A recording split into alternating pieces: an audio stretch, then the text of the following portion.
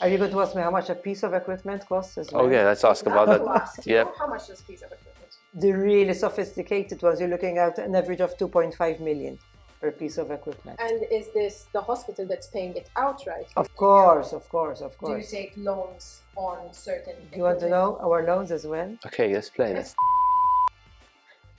You need a lot of money. I am Maria Bugeja. I am 52 years of age. I am co-CEO of St. James Hospital Group. And here I am today to have my career dissected by Stella and Dan.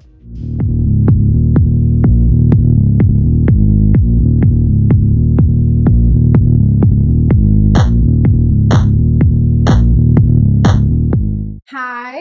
Hi. It's such a pleasure to have you here, to have you in this seat with us, because you are probably one of the most phenomenal women on the island with one of the nicest career titles. And from what I've heard so far, a very, very extensive career and lots of stories to tell. So I'm so excited to be here with you, ready to dissect your career and change your hair. I'm ready for it. Thank you. Yes. Hi. Hello again. Nice to meet you. Nice to meet you too. Let's put a gown on you. Okay. What does being a hospital CEO consist of? Your phone doesn't stop. In healthcare, you don't have office hours. People fall unwell. People return from consultations with the specialists where they get bad news and then they need somebody to discuss it with. Burnout got to me. I had done it for over 20 years. My phone was always switched on from early morning till late at night. There were days when I would walk in home, would just leave my office to go home because I'm a single mother, so I needed to arrive at home at one stage, not to leave my daughter on her own. And I'd be on my phone. I'd cook food, still on the phone. I'd plate our food, still on the phone. I'd eat, still on the phone. And my daughter would actually tell me, why the hell did you even bother coming home? That is when the board supported me to take on another role within the group, within the St. James Hospital Group. I'm responsible for health tourism, plastic surgeries, a dental clinic. Group has 2 cafeterias as well, bits and bobs that fall under my umbrella also. But something I loved doing. I loved being in healthcare because I love helping out a lot. I still play that role of helping out as much as I can. But at least those ongoing phone calls have reduced. So the main job of the CEO of a hospital would be to problem solve the big problems that make it to the CEO. As a CEO, you have business development, Okay. which is the most enjoyable. Healthcare develops overnight. The minute you buy a piece of equipment, it costs millions. The next month, you're hearing of another piece of equipment which does something more than what you've invested in. And being in your position as CEO, did you have any medical training to get there, or is it all business side? It was all business or related. Even when I invested in my ongoing education as a CEO, I always invested in growth from a business perspective. Being in the industry, talking to the specialists, talking to the patients, you grasp the basics. You realize how complicated the body is. Yeah. Running a private hospital, would you be comfortable playing higher or lower on the yearly turnover that it would make? Okay, because people think that these millions are, okay, I'm going to tell you, but people think that these millions are all income, which in reality they're not. They're not. I mean, I'll tell you, are you going to ask me how much loan we have with the bank? Okay. Sorry? can I ask you how much loan you have? Are you going to ask me how much a piece of equipment costs as well? Oh yeah, let's ask about that. Yeah. How much does a piece of equipment? The really sophisticated ones, you're looking at an average of 2.5 million per piece of equipment. And is this the hospital that's paying it outright? Of course. Do you take loans on certain You want to know our loans as well? Okay, let's play this. You need a lot of money. And the biggest drawback is that in Malta, the numbers are low. So if you buy a piece of equipment in Italy, it costs 2.5 million. The volume you're going to be treating is thousands compared to the hundreds in Malta. So how many patients do you have to treat for something to be a profitable? It depends. It depends on the running cost. It depends on the supplementary services that it requires. I have a question. Yes. What is the most profitable sector in St. James? The operating theatre, general surgery, orthopedics, plastic surgeries, from minor surgeries to major complex surgeries. We don't do surgeries that require the backup of an ITU because we don't have an ITU. Brain surgery, neonates, babies. So we would do up to what we call HDU, 1 level lower than ITU, and that is where we stop because that is how equipped we are. What's an example of an HDU surgery? Cancer removal. Cancer, removing organs. So the benefit of coming to a private hospital versus going to the government one, which in Malta is free healthcare, we pay for it with our taxes, but it's considered as free, is that you get it, I'm assuming, much faster than you would on a... You can sort of custom make your demand. You can ask for a private room. You can have a nurse with you 24/7. In the private sector, you tend to get in faster with whom you want to have your surgery done with as well. A bigger luxury, but it comes at a cost, obviously, as we were saying. There is always a demand. First of all, there are services that we offer that the government doesn't offer. Okay. We were the first to bring the PET scan to Malta, an MRI, cataract, sutureless cataract surgeries, underwater, but so many procedures. But that's a fraction of what we started off in Malta. Do you help each other out? Like, do public healthcare facilities help out private ones? Not as much maybe as one would expect, but yes, we do. There's no, like, let's say, bad blood or... No. St. James Group, if you can give a rough figure on how many employees you employ? Close to 500. Wow. Close to 500. Don't forget, the group is now hospitals, clinics, cafeterias, Gemesco, Numi. It doesn't include our specialists, and even the people around you. Just tell them, move all the time. Tend to hire people similar to you. My problem is I tend to hire a lot of women. Is that a problem? I don't know, but women work, I have to be careful how I say it, because everybody works really hard, women and men, but women tend to be more available to get things done in a shorter span of time.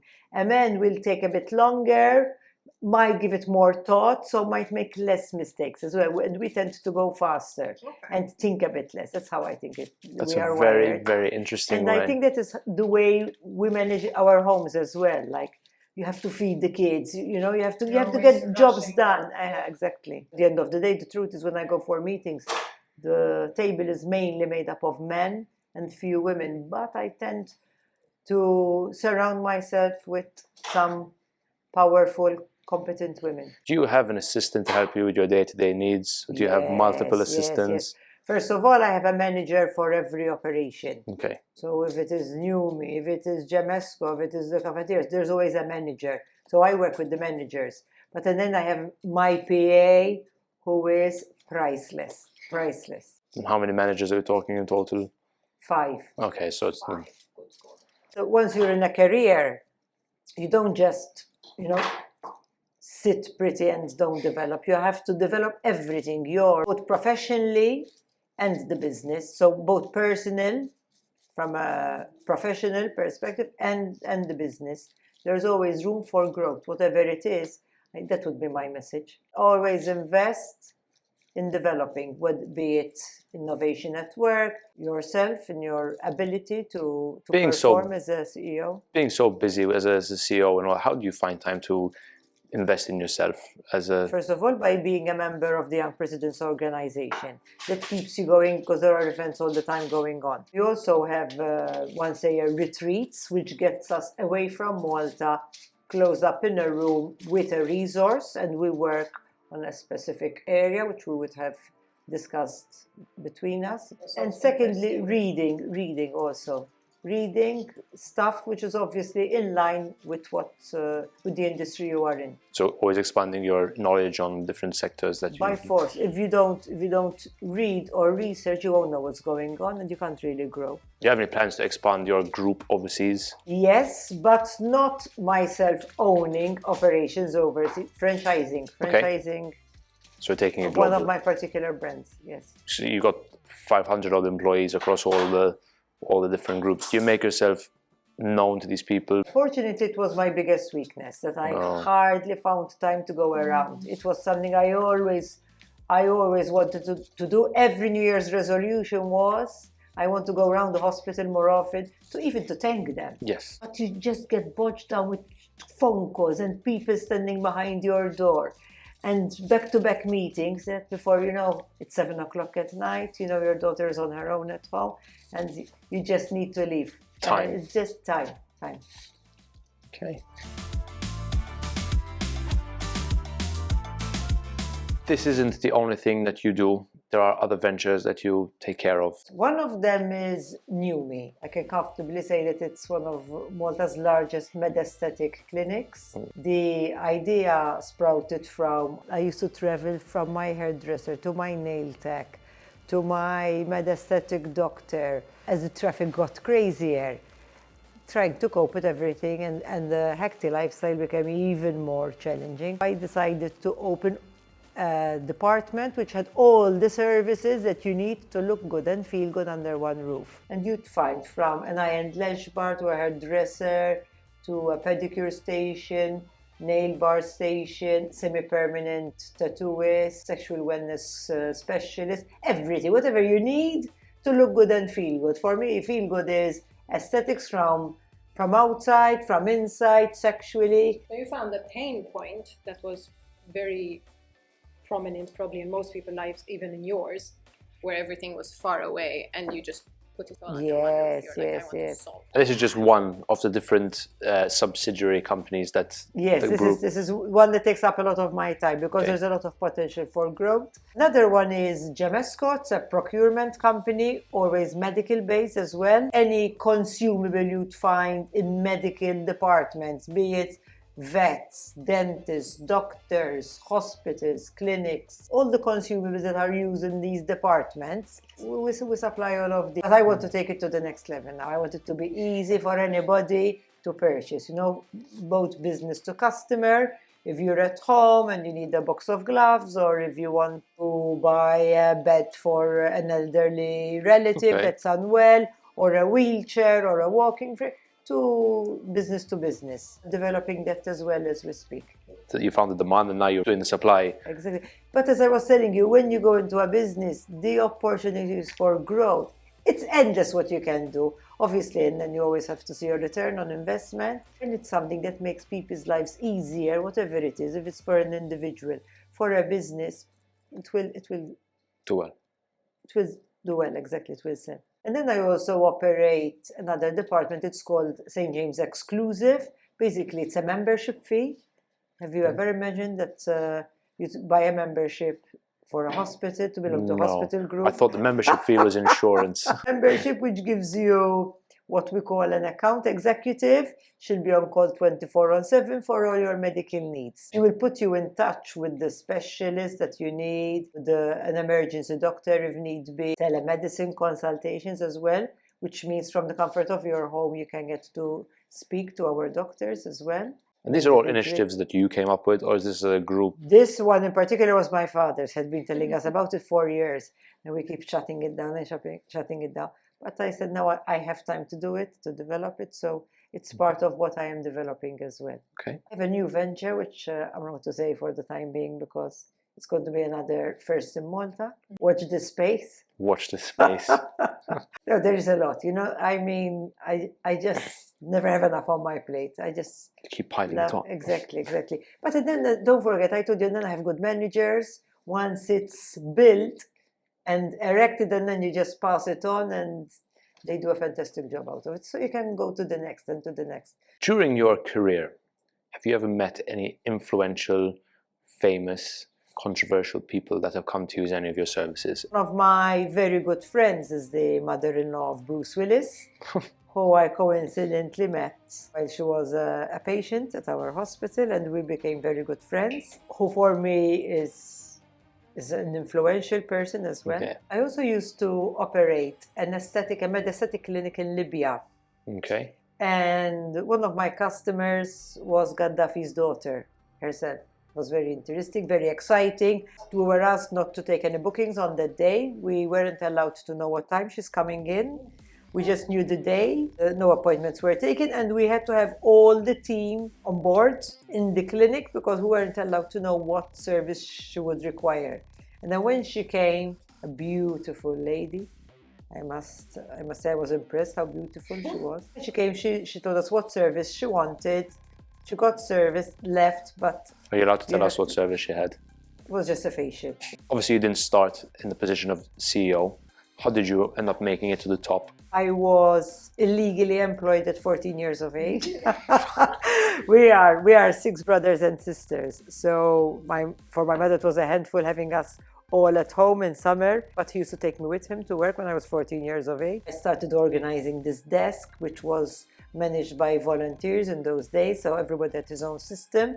So I put a system in place. I wanted it to work clockwork, and I introduced documentation processes, etc. And I started assisting my father, who is a GP by profession with special interest in obs and gynae, until eventually I became a hospital administrator. It was in the infancy of the group, of the St. James Hospital group. We were just one small clinic. And then I became a director, and then the group had bought its largest hospital, which is Capua today. It's still its largest hospital. Around 2004, I was asked to go and manage the hospital. So that's where I ended up, and then director, CEO of the group. So from 14, working at the front desk, sorting Front out desk, the system, exactly, all the way to the top of the ladder. Exactly. I was going to see if we can go into you've mentioned My family, as in my... As in family, like how you No, handle okay. all your...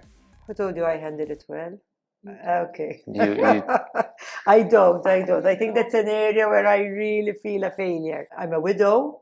I lost my husband in 2016, so 7 years ago, with him in hospital, with a daughter, with a full-time job. I was already CEO of the hospitals. A bit of a nightmare. Unfortunately, he passed away 1 year later, so I ended up a widow as well. Not an easy one to have an 8-year-old that loses her father, and the mother is never home as well. It was a bit of a very bumpy ride, the 2 years that followed, because 3 months later, my daughter also lost her dog. It was quite a bumpy ride.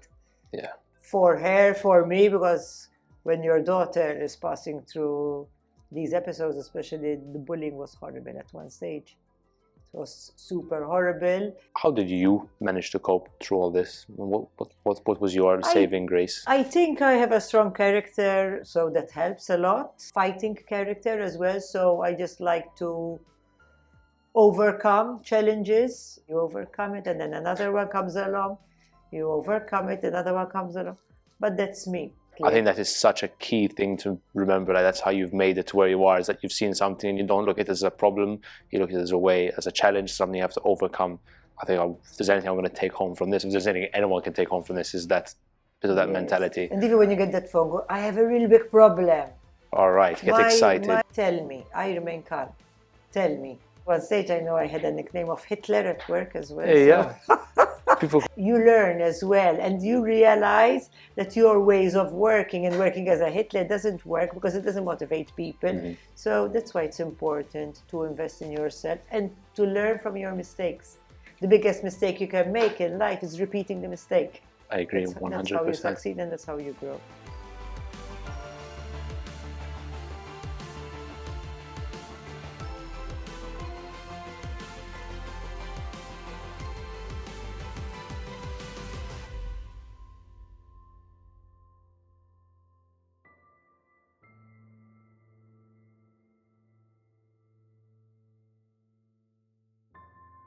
So you said that the plastics department was quite a big earner. Are you a promoter personally of that side of the business? Yes, I am.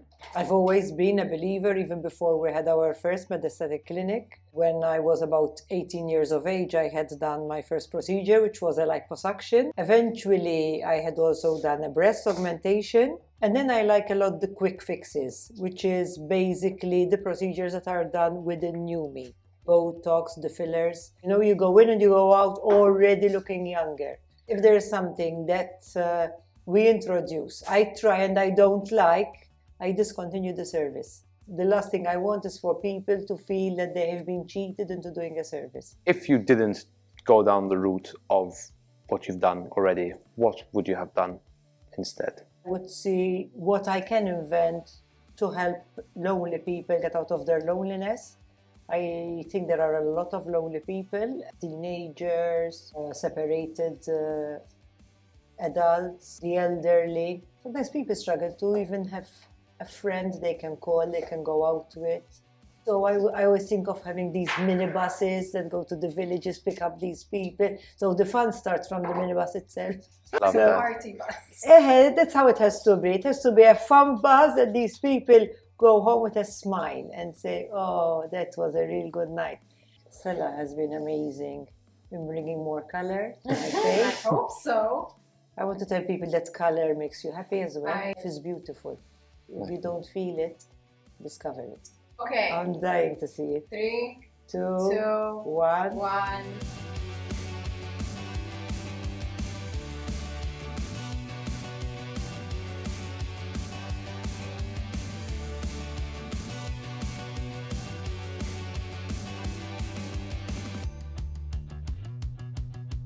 Wow! Love Okay, it. Never had you. it like this. Stunning pop of color. Love Stunning it. pop of color that you are. Thank you. Are you happy? Happy just to be doing I this. love it. I love it. I love it. Thank you so much for giving us the time of day. Sit down and explain your very important and overwhelming sounding job and role as a CEO with so many different subsidiaries and everything. So it was a pleasure and an honor to have you here. Thank you for the invite. It's been amazing getting to know you better as well, both of you. It's been fun. Thank you again for coming. Fantastic. Thank you. See you. Thank you very much. Thank you. Really happy. Bye. Thank you. Peace out.